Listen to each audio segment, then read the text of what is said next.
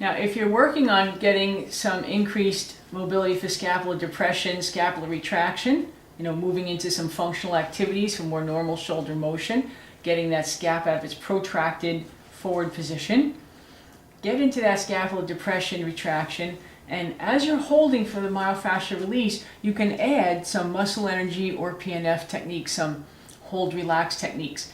So I'm going to ask you to lift that shoulder blade up just a tiny bit into my hand, toward me, toward my face. Good, good, good. Just a little bit of pressure. Hold it, 2, 3, and relax. And just breathe as we stretch a little bit more. This little hold relax lets us stretch you a little bit more easily. And then go ahead and hold that for a good 15 to 30 seconds.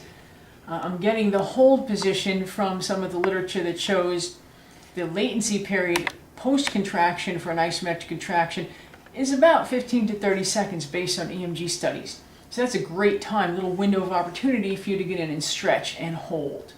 And then after that time, lift up again into my hand a little bit, hold it 1, 2, 3, and relax. And stretch some more. And again, holding that for 15 to 30 seconds.